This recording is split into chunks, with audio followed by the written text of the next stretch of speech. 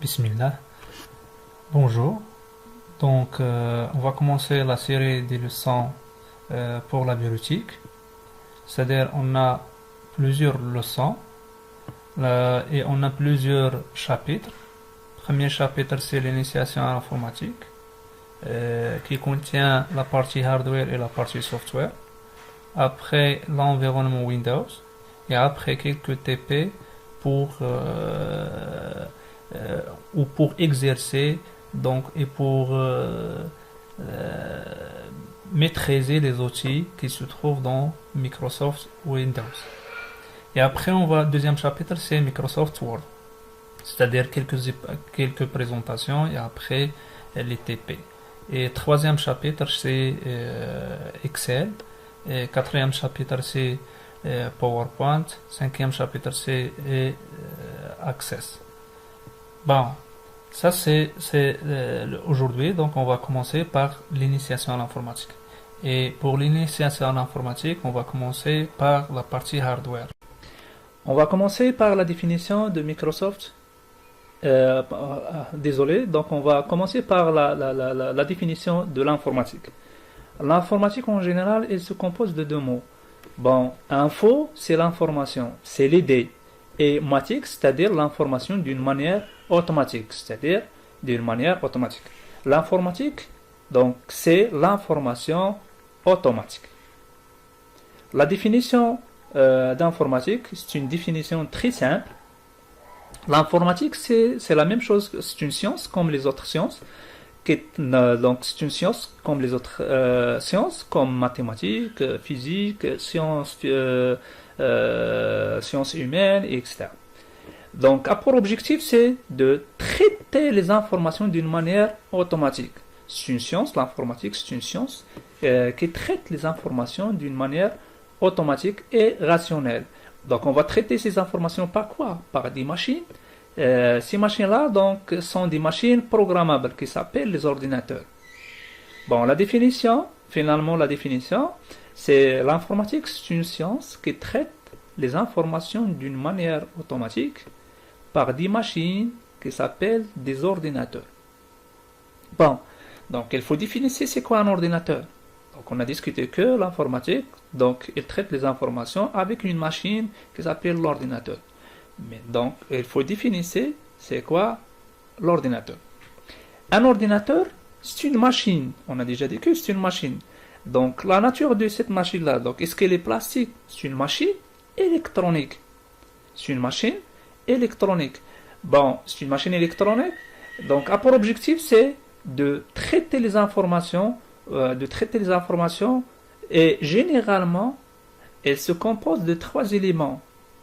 Donc, l'essentiel, c'est un téléviseur qui s'appelle écran et un clavier qui est relié pour discuter et pour communiquer avec l'ordinateur, qui est donc un clavier qui est relié avec une boîtier qui s'appelle l'unité centrale. Donc les trois éléments essentiels pour l'ordinateur, c'est l'écran, un clavier pour communiquer et ce qu'on appelle l'unité centrale. Bon, l'unité centrale, donc pour le fonctionnement d'un ordinateur, on a besoin de deux parties. C'est la même chose que une voiture et un chauffeur. C'est-à-dire, on a deux parties. La partie matérielle, tout ce qui est hardware, etc., tout ce qui on peut toucher avec les mains, etc. Et la deuxième partie, c'est un chauffeur. C'est lui qui guide la voiture de faire une trajectoire prédéfinie. Bon, la même chose que l'ordinateur, on a besoin de deux parties. La partie matérielle, tout ce qui est hardware, et la partie software, tout ce qui est logiciel. On va commencer par la partie hardware. Donc, un ordinateur en général, c'est une machine inintelligente, c'est-à-dire qu'il ne peut rien faire sans lui indiquer les étapes à suivre pour faire une ou plusieurs tâches. C'est-à-dire, pour faire une ou plusieurs tâches, il faut guider l'ordinateur de faire ces tâches-là externes. Bon, c'est l'objectif, c'est le rôle de la partie software. C'est lui qui guide la partie matérielle, qui transforme les informations, c'est-à-dire les informations binaires, c'est le système système binaire en information logique. C'est-à-dire le langage humain, donc il n'est pas connu par la machine. C'est-à-dire la partie logicielle, elle fait quoi? Elle fait la traduction du langage humain en langage binaire. C'est-à-dire la machine, elle connaît ce qu'on appelle le codage ou le système binaire, c'est 0, 1, etc. C'est-à-dire il y a deux courants, sans courant, etc. Bon, ça c'est pour le fonctionnement d'un ordinateur. On va discuter, on a déjà dit qu'un ordinateur il se compose de trois choses. Écran, c'est pour l'affichage. Clavier, c'est pour communiquer avec l'ordinateur. Et l'unité centrale. À l'intérieur de l'unité centrale, on va trouver plusieurs périphériques. Ou ce qu'on appelle plusieurs organes ou plusieurs composants. En informatique, on dit que les périphériques. C'est-à-dire, on peut catégoriser les périphériques en trois. Donc, les périphériques d'entrée et les périphériques de sortie et les périphériques d'entrée et de sortie. C'est-à-dire, les périphériques, c'est quoi les périphériques? C'est l'ensemble du matériel ou donc les organes qui se trouvent dans le PC. Donc, c'est un organe d'entrée ou sortie relié à une unité centrale par des lignes de transmission appelées du bus, etc. Bon, on a déjà dit que les périphériques, on peut le diviser en trois. Les périphériques d'entrée, donc c'est pour entrer l'information à l'intérieur de l'ordinateur. Elle sert d'entrer l'information à l'ordinateur. Par exemple, les claviers, les souris, les scanners, CD-ROM, microphones, et ainsi de suite.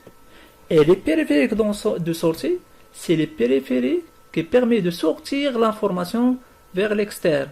Donc, par exemple, les écrans pour l'affichage, l'imprimante pour l'impression, les haut-parleurs pour écouter le son, et ainsi de suite. Et troisième catégorie ou troisième type, c'est les périphériques d'entrée et de sortie. Les périphériques d'entrée et de sortie, elle permet de faire quoi? D'entrer et sortir l'information en même temps. C'est-à-dire comme les lecteurs, par exemple, comme les lecteurs CD, disquettes, les disques durs, les modems, les mémoires de masse, par exemple les USB, les disques durs, et ainsi de suite. Les flash mémoire, etc. Ça, c'est ce qu'on appelle les périphériques d'entrée et de sortie. C'est-à-dire, elle peut entrer et sortir, elle peut entrer ou sortir l'information.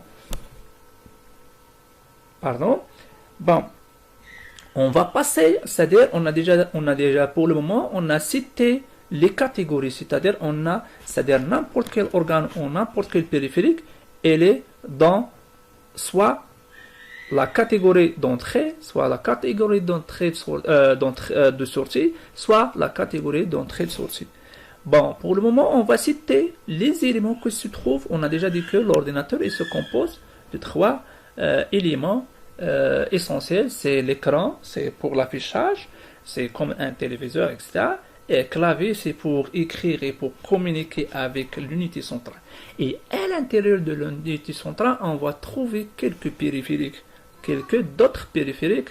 Donc, la première des choses, lorsque j'ouvre l'unité centrale, donc on va trouver le premier élément, c'est la carte mère. Toujours ça, c'est à l'intérieur de l'unité centrale.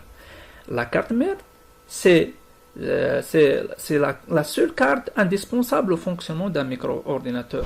Elle comporte les principaux circuits. C'est sur cette carte que sont connectés les autres éléments. C'est-à-dire, c'est une carte qui rassemble tous les périphériques d'un ordinateur. C'est-à-dire, n'importe quel périphérique, il est connecté vers la carte mère. N'importe quel périphérique qui est utilisé dans l'ordinateur, il est connecté à la carte mère. C'est la même chose que les cartes mères. Donc, ce qu'on appelle n'importe quel, toutes les machines, etc., électroniques, et toujours on trouve les cartes mères. La même chose pour les PC, les portables, etc. On a la carte mère qui rassemble tous les périphériques ou tous les organes qui se trouvent dans la machine, etc. Bon, ça c'est la carte. Il y a plusieurs caractéristiques. Donc, c'est-à-dire, on peut faire la différence entre les cartes mères. C'est-à-dire, il y a des caractéristiques. La première caractéristique, c'est la marque. C'est-à-dire, on a la marque Asus, on a la marque, par exemple, Intel, etc. C'est-à-dire, on a des marques différentes, etc. Deuxième caractéristique, c'est ce qu'on appelle l'emplacement et le nombre de slots et le nombre de composants qui se trouvent dans la carte mère. Et il y a d'autres caractéristiques, mais pour le moment, on a besoin de quelques caractéristiques. On a cité quelques caractéristiques. Donc ça, c'est la carte mère, c'est-à-dire c'est une image pour une carte mère. Bon, donc dans la carte mère, on va trouver les connecteurs de sortie, les connecteurs d'extension, les supports de processeur et ce qu'on appelle chipset, les connecteurs de mémoire, par exemple la RAM et ça, les connecteurs d'alimentation, la pile de CMOS, les connecteurs d'extension AGP et ainsi de suite. Bon, après on va citer ces éléments-là, etc., qui se trouvent dans la carte mère. On va passer vers le deuxième élément, ou l'élément le très important dans l'unité centrale ou pour l'ordinateur. C'est le microprocesseur. Le microprocesseur, c'est le cerveau d'un PC. C'est le cerveau d'un PC. C'est l'organe principal de l'ordinateur. C'est lui qui traite l'information. On a déjà dit que l'ordinateur a pour objectif, c'est de traiter l'information. Donc c'est le microprocesseur qui traite l'information.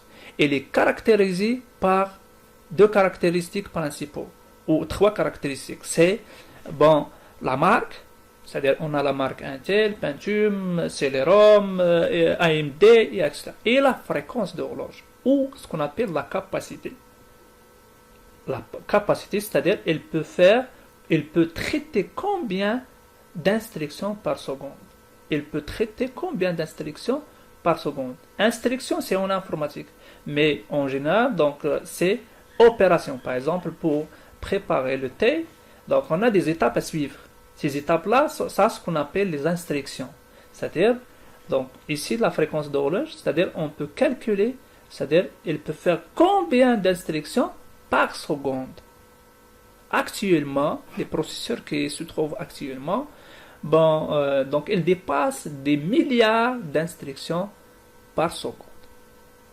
C'est-à-dire, les microprocesseurs, c'est lui qui détermine la Pentium, par exemple. Est-ce qu'il est Pentium 1, Pentium 2, Pentium 3, Pentium 4, est-ce qu'il est corps de duo, et 3, et 5, et 7, et ainsi de suite. Bon, ça, c'est les microprocesseurs. Bon, ça, c'est un microprocesseur Core i7.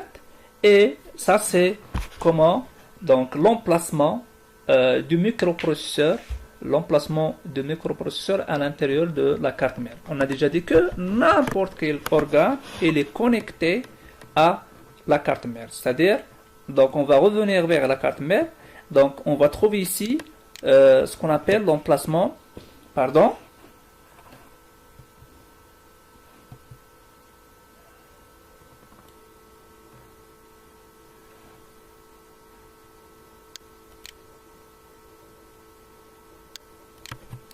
Bon, on a déjà dit que ici, donc n'importe quel périphérique il est connecté à la carte mère. Ça c'est le support de processeur, c'est-à-dire les sockets.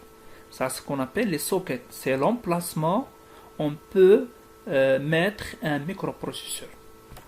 On va revenir, on a déjà dit que, donc regardez ici, ça c'est l'emplacement, c'est ce qu'on appelle socket externe. C'est l'emplacement qu'on peut mettre le microprocesseur. C'est-à-dire on a une méthode de monter ou de mettre le microprocesseur, etc. Donc il faut le connaître avant de mettre le microprocesseur. Bon, ça c'est l'emplacement. Regardez, ça c'est le socket externe. Bon, on passe vers d'autres choses, ce qu'on appelle les mémoires. On a déjà dit que, par exemple, les mémoires, on a plusieurs types de mémoire à l'intérieur d'un PC ou d'un ordinateur. On a la mémoire cache, c'est une caractéristique pour les microprocesseurs. On a déjà dit que, par exemple, pour les caractéristiques d'un microprocesseur, on a la marque, la fréquence d'horloge, et on peut l'ajouter ce qu'on appelle la mémoire cache. C'est une mémoire donc, qui se trouve dans les microprocesseurs. C'est une mémoire qui permet de faire quoi? De sauvegarder quelques informations. Bon, on a déjà dit que c'est la mémoire cache, c'est une caractéristique qui se trouve dans le microprocesseur. C'est une mémoire qui contient des informations donc avant et après le traitement par le microprocesseur. Deuxième type de mémoire qui se trouve dans les ordinateurs, c'est ce qu'on appelle les RAM. Troisième, c'est RAM. Et quatrième, c'est les disques durs, ce qu'on appelle les USB, les flashs et cartes mémoire, etc. Bon, on va commencer par... on a déjà dit que la mémoire cache, c'est une mémoire qui se trouve à l'intérieur, sont des caractéristiques qui se trouvent à l'intérieur d'un microprocesseur. La RAM, c'est Random Access Memory. Random Access Memory. C'est une mémoire vive. C'est une mémoire de travail. C'est-à-dire, c'est une mémoire qui stocke des informations temporaires. C'est donc temporaire avant et après le traitement par le microprocesseur. C'est-à-dire, avant de traiter les informations par le microprocesseur, elle va donc me sauvegarder. On va sauvegarder des informations dans la mémoire RAM. Et après le traitement par le microprocesseur, on va sauvegarder des informations. Par exemple, lorsque je travaille avec un document Word, etc., je fais la saisie, etc., mais hop, on n'a pas de courant, c'est-à-dire on a un problème sur le courant, etc. Est-ce que je peux trouver ces informations-là lorsque j'allume pour la deuxième fois l'ordinateur? Donc on ne peut pas trouver ces informations-là. C'est-à-dire ces informations-là, elles se trouvent, elles se trouvent dans quel emplacement? C'est dans la RAM. Lorsque j'éteins mon ordinateur, la RAM, donc elle sera vide. C'est-à-dire, ça c'est des types de mémoire, etc., des barres de mémoire. Ça c'est pour les PC portables. On a plusieurs catégories, etc. Et ça c'est pour les PC bureaux, etc. On a les DDR1, DDR2, 3 et DDR4, etc. Bon, deuxième ou troisième type de mémoire qui se trouve dans l'ordinateur, c'est RAM. Read Only Memory. Mémoire à lecture seule, ou ce qu'on appelle mémoire morte. C'est la mémoire à lecture seule, son contenu est fixe par le constructeur. Il ne peut pas jamais être modifié. Ça c'est pour les anciennes versions, etc. C'est-à-dire, il contient des informations fixes. Par exemple, lorsque j'allume l'ordinateur pour la première fois, elle va m'afficher donc une page noire et à l'intérieur de la page noire, elle va m'afficher quelques informations, etc. Bon, ça c'est les informations. Elles se trouvent où? Elles se trouvent dans RAM. Et la mémoire RAM, elle se trouve dans un élément qui s'appelle le BIOS. Le BIOS, pour l'ordinateur, il contient plusieurs éléments. Il contient donc RAM et PROM et d'autres mémoires, etc. Mais pour nous, donc pour le moment, on a discuté sur la mémoire RAM. Regardez ici dans la carte mère, donc je peux trouver donc le BIOS, etc. Ça c'est pour ce qu'on appelle, ça c'est pour les anciens cartes mère et ça c'est pour les nouveaux, etc. C'est-à-dire ici, je peux enlever ce BIOS là et je peux donc mettre un autre BIOS et je peux mettre la mise à jour pour ce BIOS là, etc. Bon, avant de continuer, on a déjà dit que donc on a cité deux types de mémoire pour le moment, trois types de mémoire: cache, RAM et RAM. On va passer vers l'autre mémoire, c'est les disques durs. Les disques durs, donc c'est un organe servant à conserver des informations de manière permanente, contrairement à la mémoire vive ou ce qu'on appelle les RAM. C'est-à-dire, c'est là où on va trouver des informations à long terme, mais des mémoires à long terme. Par exemple, le disque dur, les disquettes, les USB, les flash mémoire et ainsi de suite, les cartes mémoire et ainsi de suite. C'est-à-dire, il peut contenir des informations à long terme. Bon, par exemple, les systèmes d'exploitation, etc. Donc, on va revenir vers la carte mère. Donc, pour visualiser les emplacements de ces mémoires externes. On va commencer par ce qu'on appelle ce qu'on appelle la RAM. Ça, ce qu'on appelle les barrettes de la RAM. On a ici 3, 2 bleus et une noire, connecteur pour les mémoires RAM. Et ça, c'est des connecteurs pour les disques durs et les disquettes, etc. Avec toujours, ou la plupart des cas, donc le bleu, c'est pour les disques durs. Donc on a plusieurs types de disques durs. On a les disques durs SATA et les disques durs EDE. Et les disques durs, les nouveaux disques durs, c'est les disques durs SSD, c'est les plus rapides que les autres, etc. Et on a ici ce qu'on appelle, il se trouve ici le BIOS. Donc ça c'est la pile CMOS. Donc pour alimenter le BIOS, etc. Regardez ici le BIOS. Et ça c'est la pile CMOS pour alimenter le BIOS, etc. Avec l'alimentation, etc. Bon, on a déjà, pour le moment, on a cité les types de mémoire. On passe vers d'autres choses qu'on appelle les chipsets. Les chipsets, elles permettent de faire, c'est un composant de circuit, c'est-à-dire, elle est chargée de coordonner les échanges de données entre les drivers, ce qu'on appelle les composants de l'ordinateur, microprocesseur, etc. C'est un organe ou c'est un périphérique qui permet de faire, de gérer la circulation des informations qui se trouvent, qui se trouvent dans l'ordinateur. C'est la même chose qu'un policier. Bon, le policier, donc il gère quoi? Il gère donc la circulation des bus, etc. La même chose ici, on regarde ici, il y a des éléments, des fils de cuivre. C'est pour transporter les informations. Donc ça, c'est ce qu'on appelle les bus. Bon, les chipsets, elles permettent de faire quoi? De gérer la circulation des informations qui se trouvent dans ces bus-là, etc. On a deux types de chipsets. On a chipset nord et chipset sud. Chipset nord, elle gère quoi?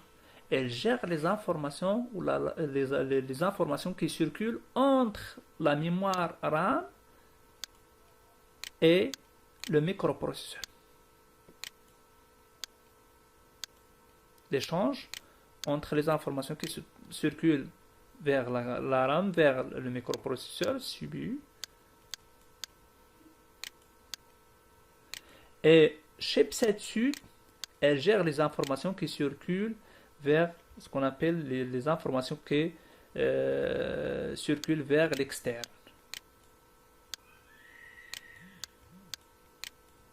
Vers l'externe. Donc on va visualiser ces éléments-là. Bon.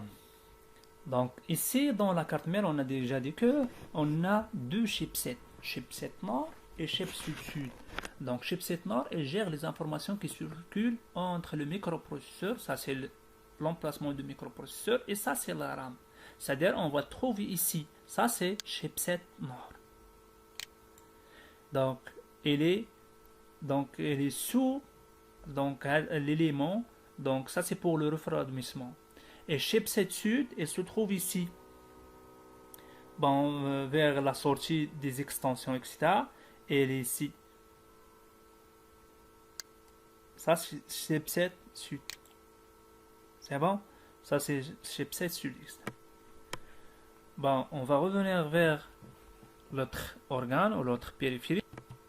Ça c'est les chipsets. Bon, les connecteurs. Les connecteurs d'extension, c'est-à-dire, je peux, pour les connecteurs, ce qu'on appelle en anglais, c'est le slot, sont des cartes offrant de nouvelles fonctionnalités ou de meilleures performances à l'ordinateur. Il existe plusieurs sortes de connecteurs. C'est-à-dire, on a les connecteurs ESA, comme ça. Les anciens, ça c'est les anciens connecteurs d'extension. C'est-à-dire, connecteurs d'extension, c'est-à-dire, je peux ajouter des choses pour l'ordinateur. Bon, ça c'est les extensions. On a deuxième type, c'est les extensions PCI. Toujours, on va trouver ce qu'on appelle les connecteurs d'extension ou ce qu'on appelle les slots PCI avec la couleur blanc. Et on a les slots AGP. Donc, ça c'est les slots AGP, c'est marron, etc. Pour les slots ESA, c'est en noir. La plupart des cartes graphiques, c'est-à-dire lorsqu'on a par exemple, on a besoin d'ajouter une autre carte graphique pour l'ordinateur, ça dépend pour le problème, c'est-à-dire est-ce que mon carte graphique il est défectueux, etc. Je peux acheter une carte graphique et je peux monter ici. Donc la plupart, mais il y a des cartes graphiques PC, mais la plupart des cartes graphiques c'est AGP. C'est-à-dire on peut ajouter une carte d'extension et on peut le monter ici vers l'externe et comme ça je peux utiliser une carte graphique externe. Les cartes d'extension PC et ISA c'est les anciens, mais pour le moment la plupart c'est PC ou PC Express externe. C'est-à-dire je peux ajouter des cartes d'extension. Par exemple, j'ai besoin de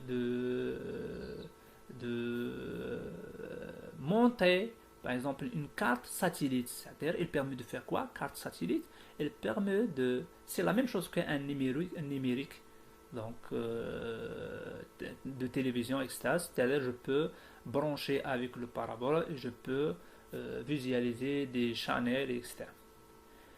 La même chose, je peux ajouter des cartes d'extension pour, par exemple, des USB. On n'a pas des USB, par exemple, pour les anciens PC, on n'a pas des USB. Je peux acheter une carte qui contient des USB, les connecteurs USB, et je peux l'ajouter, et ainsi de suite. Ça, c'est pour ajouter d'autres fonctionnalités ou pour une meilleure performance pour l'ordinateur externe. Ça, c'est les extensions. Toujours, ça, c'est une carte mère qui contient 3 types d'extensions. Ça, c'est les anciennes extensions, connecteurs d'extension. Et ça c'est PCI et AGP. Les connecteurs d'entrée et de sortie. Par exemple, derrière l'ordinateur, on va trouver ces connecteurs-là. Donc, toujours ces connecteurs-là, donc, il est connecté directement vers la carte mère, etc. Il est fixé dans la carte mère. C'est-à-dire, les connecteurs de sortie, c'est un certain nombre de connecteurs d'entrée et de sortie qui regroupent sur le panneau d'arrière d'un ordinateur externe. Ça, c'est pour connecter les anciens souris. Donc, et la même chose pour les claviers. Toujours, la plupart des cas, toujours, les souris, c'est avec la couleur vert. Et la couleur violet, c'est pour les claviers. Les connecteurs USB, pour connecter des USB, etc. Parallèle, c'est pour les anciens imprimantes. Série, la même chose pour les anciens, quelques équipements anciens, etc. On peut l'utiliser pour série. VGA, c'est pour connecter soit des télés, soit des écrans, etc. Ça, c'est les connecteurs VGA. Et donc, c'est lui qui sortir l'image, etc. Et ça, c'est toujours les USB. LAN, c'est pour connecter l'ordinateur vers un réseau, etc. Soit Internet, soit un réseau local. Et ça, c'est les entrées pour les micros et les haut-parleurs, etc. C'est tout ce qui est son, etc. Bon. Donc, avant de discuter sur la boîte d'alimentation, on a ce qu'on appelle d'autres cartes, ce qu'on appelle les périphériques, carte graphique, carte son. Carte graphique, c'est une carte responsable de l'affichage, c'est-à-dire on va trouver la carte à l'intérieur d'une carte mère. Bon, donc ça c'est les connecteurs d'entrée et de sortie. Donc, dernier élément qu'on va citer ici dans ce cours-là, donc dans la vidéo, c'est l'alimentation, c'est le bloc d'alimentation. On a déjà dit que l'ordinateur, c'est une machine électronique, c'est-à-dire on a besoin d'alimentation. Mais l'alimentation qui se trouve dans les maisons, etc., c'est soit de 120, le voltage c'est de 120 pour le mécanisme européen, etc., le Maroc, etc. Et dans l'Amérique, c'est 110 volts, etc. Mais à l'intérieur de l'ordinateur, on a besoin d'un voltage plus petit. C'est-à-dire, on a besoin d'un voltage 3,3, 5 volts, parfois 9 et 12 ou 24, ça dépend pour les cartes mères, etc. Bon, le bloc d'alimentation, ce qu'on appelle boîte d'alimentation, il permet de faire quoi? Il fournit du courant électrique à l'ensemble des composants de l'ordinateur. C'est-à-dire, c'est la même chose qu'un transformateur qui fait quoi? de transformer le courant de 220, par exemple, vers les sorties qu'on a besoin, c'est 3 volts, par exemple, 3,3 je pense, 5 volts parfois, et parfois on peut trouver 9 volts et 12 volts. Ça dépend pour les boîtes d'alimentation et 24 volts. Mais le plus utilisé, ça c'est les 3,3, c'est pour la plupart du cas, c'est pour les disquettes, etc. 5 volts, c'est pour les connecteurs, les disques durs, etc. 12 volts et parfois donc 24 volts pour la carte mère, pour alimenter la carte mère, etc. Mais rarement on peut trouver ce qu'on appelle 9 volts, etc. Mais la plupart du voltage qui se trouve dans les cartes mères, c'est 3, 5 et 12. Mais parfois on peut trouver 24, etc. Ça c'est concernant la partie matérielle. Bon, dans la prochaine vidéo, on va discuter sur la partie software. Pour le moment, on a parlé sur la partie hardware, tout ce qui est matériel. Et dans la deuxième vidéo, ou la prochaine vidéo, donc aux prochaines séances, donc on va discuter sur la partie software externe. Bon, donc à la prochaine. Merci pour votre attention et n'hésitez pas de suivre les autres séances, etc. Donc ça c'est une petite présentation, c'est pas dans un cours détaillé pour les organes et le fonctionnement de chaque organe, mais c'est une petite explication pour connaître les organes et le rôle de chaque organe, etc. Bon, ça c'est l'objectif. Merci pour votre attention. Donc, au prochainement. Donc, merci.